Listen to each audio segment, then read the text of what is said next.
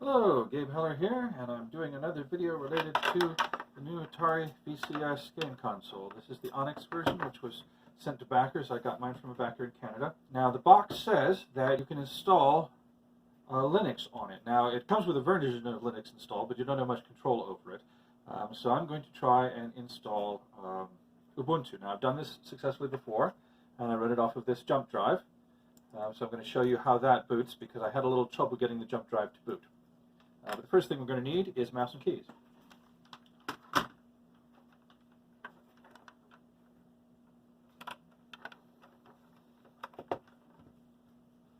These are both pretty standard USB mouse and keyboard. Should work with just about any of them as far as I can tell. There we go. Okay, then we're going to turn it on with this jump drive hooked up. Now that's not quite enough. I have not been able to get it to boot automatically from the jump drive. There's a little trick to it, so I'm going to show you that first, because you might very well need to boot from a jump drive when you're installing. I'm going to be installing off of the DVD, and I've not had any trouble getting it to boot from a DVD, only from the jump drive. Okay, so first we turn it on, and then we hold down Shift and press Escape multiple times. This gets the attention of the BIOS. There we go. So now we have an option to boot to Apertis version 2020, which is the internal Linux, or we can reboot into firmware interface. So that's what I'm going to do.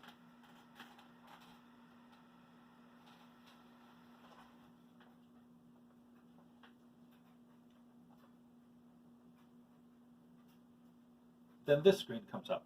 And from this screen we want to select Boot Manager. A lot of these you don't actually have access to, and there's in fact, a BIOS password that I don't know what it is. But this you can have access to, and we can select here generic USB stores. Yours might have another name, but the important thing is it will probably say Ubuntu or maybe Ubuntu install next to it, depending on what it is that you're booting.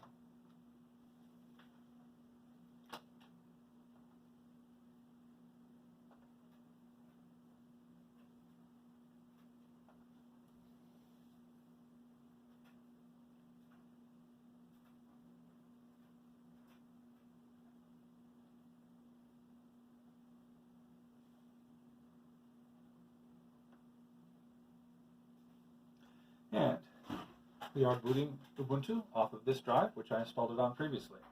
There's my account, don't look at my password.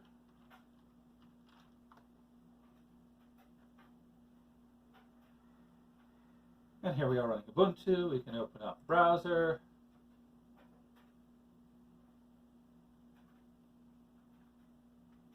And notice we do have access to some of the internal partitions on this. I've not tried messing with them at all. I'm a little worried that if I do, I might spoil its ability to be a working game console.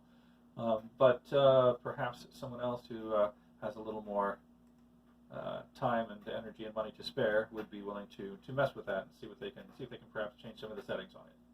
But as you can see, we're running browser, no problem. Okay, so now I'm going to show you how to get to that point. First, we're going to need to shut this down.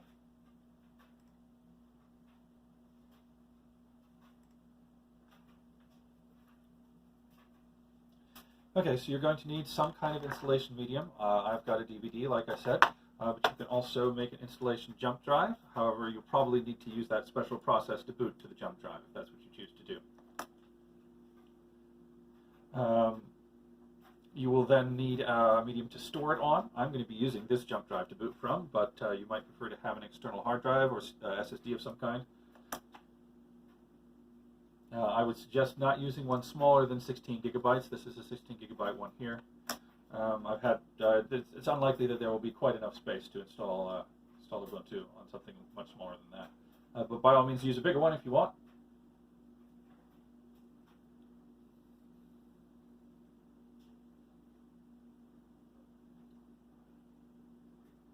All right, we're shut down.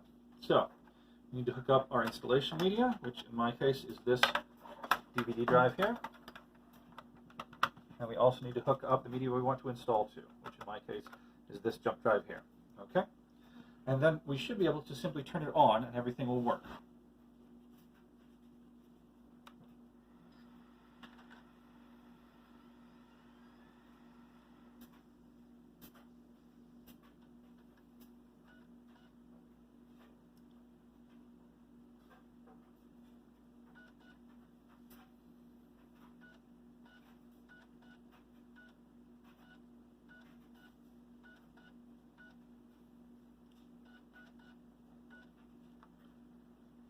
There we go. We have a choice. We can try Ubuntu without installing. We can install Ubuntu, OEM install for manufacturers, or check disk for defects. I'm simply going to choose install Ubuntu.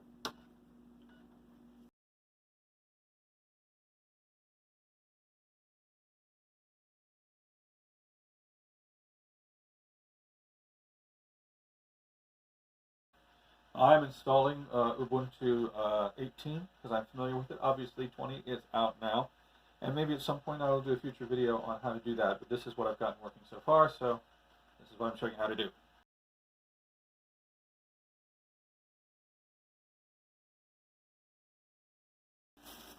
And as you can see, we now can log in as live session user.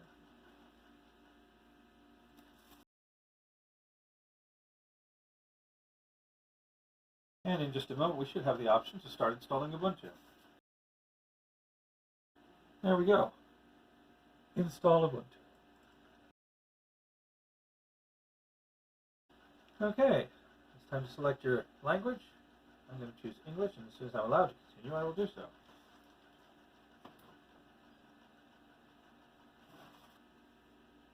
There we go.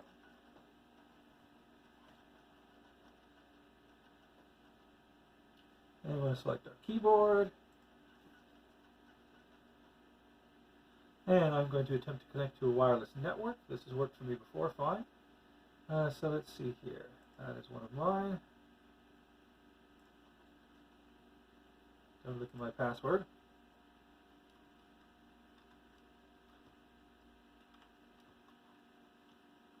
Alrighty, let's see if that worked properly.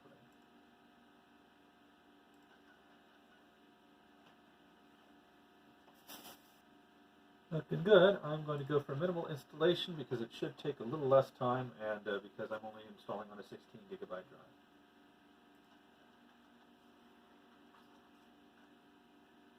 Okay, it's giving me a warning here. The installer has detected that the following disks have mounted partitions. That is, in fact, the jump drive that I have installed here. Don't worry, as far as I can tell, there's no danger of you accessing the internal drives on this and messing them up. They don't seem to be available at this point in the installation process. So simply say yes.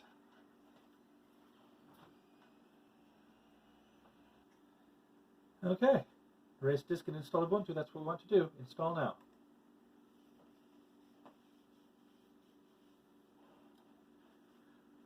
If you continue, the changes listed below will be written to the disks. That is correct. Okay, continue. Select your time zone. I'm in Minneapolis, which counts as Chicago. And then we need to come up with a user account name.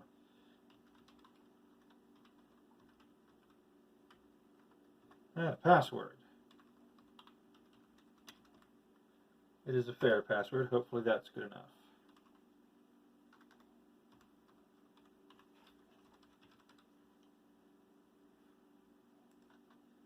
Now I want to require my password to log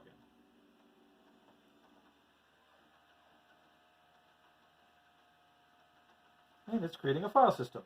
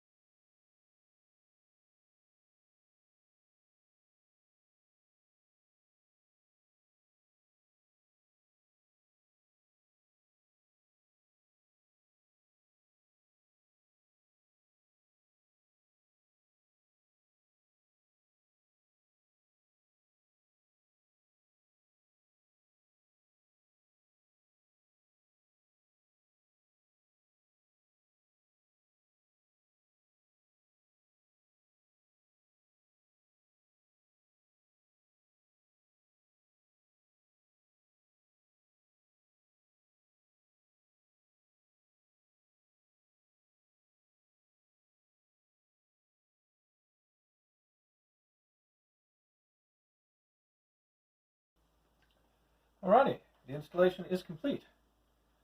It's time to restart now.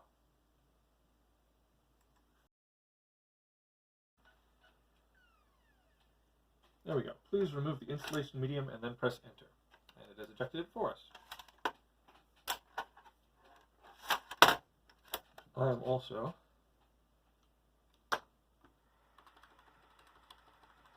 once the screens come up, going to unplug this DVD drive entirely, just to prove that we no longer need it. But once again, we want to boot off of this USB drive, so we have to hold down Shift and press Escape a whole bunch. There we go. And once again, we have this choice here. We want to choose to reboot into firmware interface.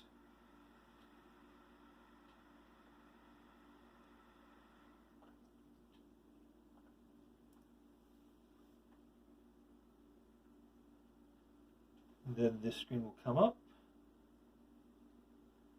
and we choose Boot Manager. You'll notice it has a different name here because it's got its brand there, PNY, but it is still Ubuntu, and that's the important thing.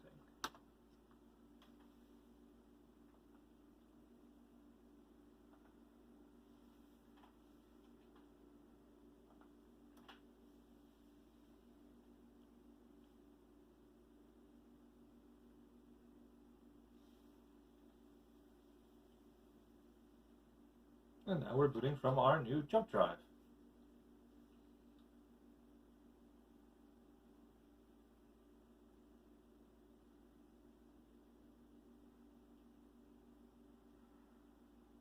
There we are. And that's the account that we created, and the password we made for it should work.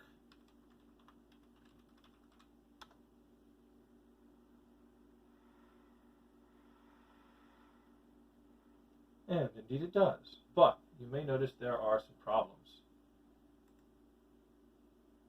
If we go to the Wi-Fi, try to select network, there are no networks. And the reason for this, I discovered after considerable research, is that the firmware for Ubuntu 18 for this particular Wi-Fi card that's in here has not been updated. So we need to get a new one. And we're going to need to get online to do it. Now you could do it from another machine and put it on a jump drive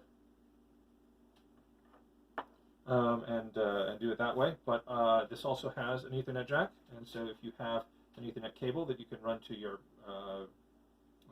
modem or your hub, then you can do it that way, and that's what I'm going to do.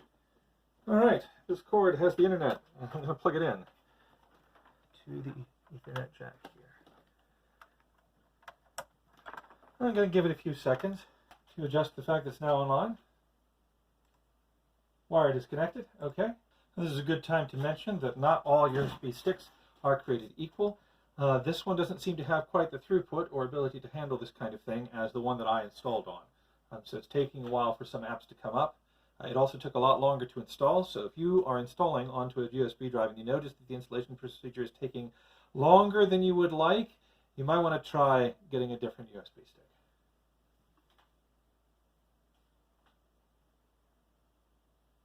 We're not going to try and install new software now. We can do that once we've got the Wi-Fi working.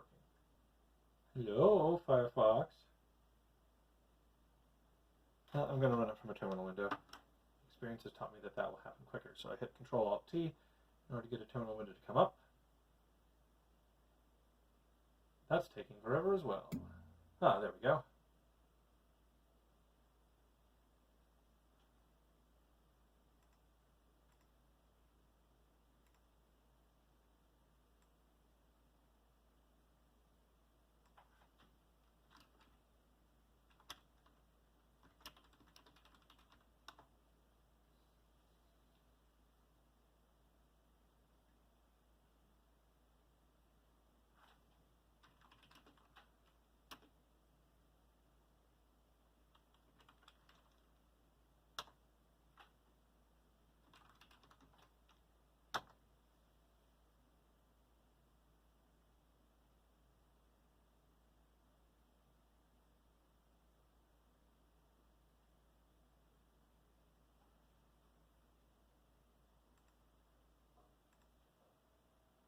There it is. Okay. So The link that I originally found to this file was dead, so I had to look it up somewhere else anyway. So I suggest you look it up online rather than download it from precisely the place I download it from, because I can't guarantee it will still be there when you need it. So Linux-firmware _1.187.2 all.deb. That's what we're looking for.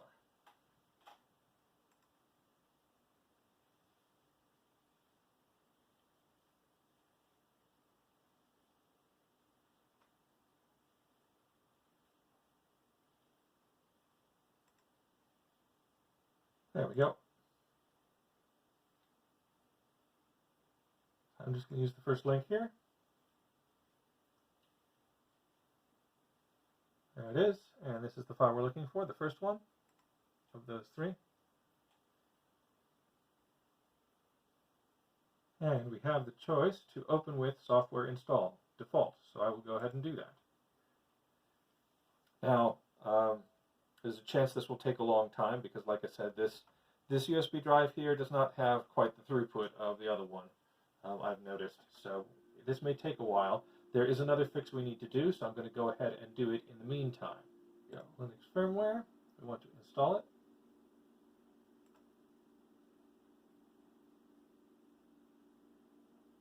Oh, we need to type our password in.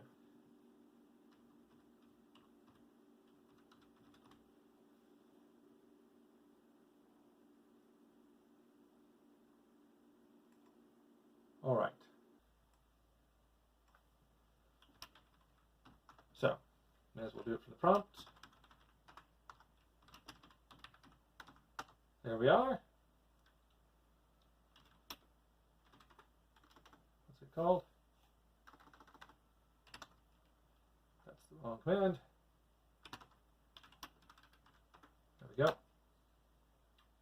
Default -Wi-Fi -PowerSave-on.conf. I want to change the power save from 3 to 2. Press R2 to replace the 3 with a 2. Oh, that's right. Sorry, I needed a sudo.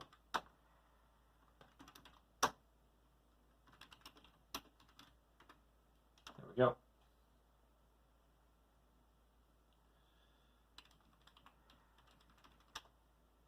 Alrighty, there it is. Change our power save from 3 to 2. :W to write the file, :Q to quit.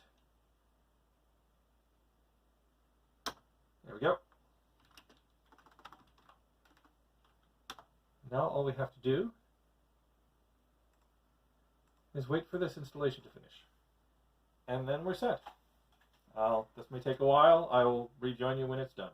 Alrighty, so it's about half an hour later, and the firmware has installed. So we can simply close that. Close these.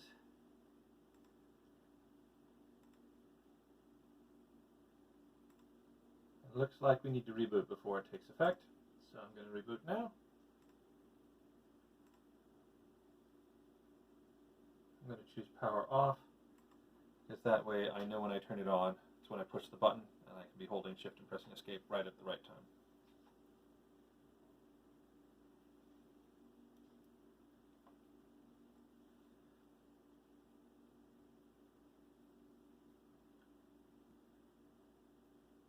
As you can see, I've unplugged the network cable, so if it works at all, it must be Wi-Fi or Bluetooth. Okay, and here we go. Push the power button, hold down shift, and press escape a bunch.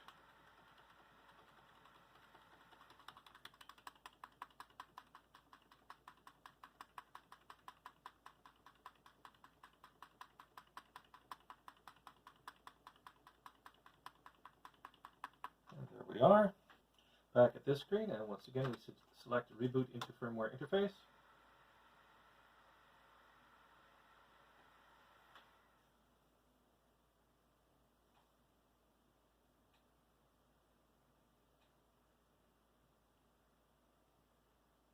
And then this screen comes up, we select Boot Manager, and our USB drive.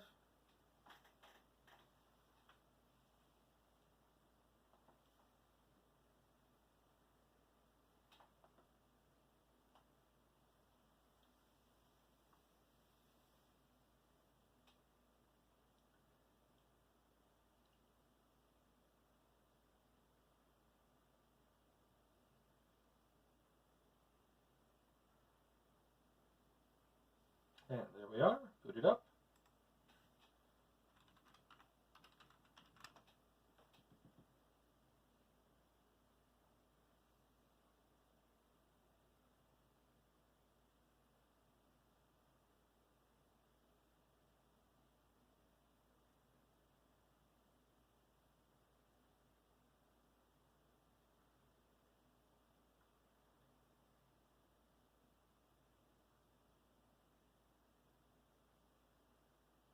And now if we go up here, we are connected. I should be able to run a browser.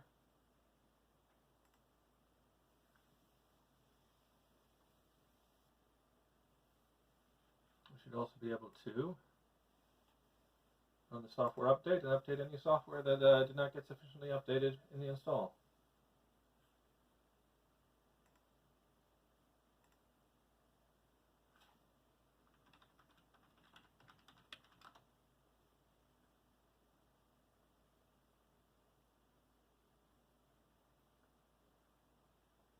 There we go, a website. You could even install Minecraft if you wanted.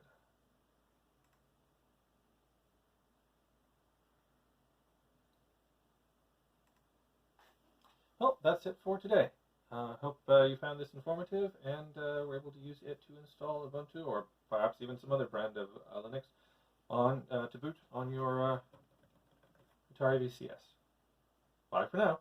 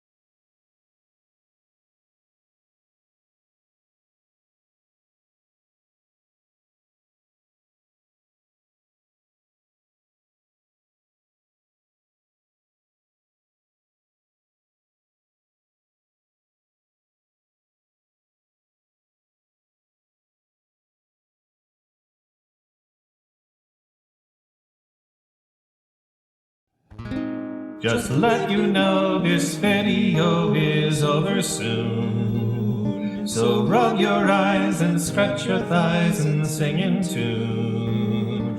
It's time to find another kind of video, for this one is nearly done, you know.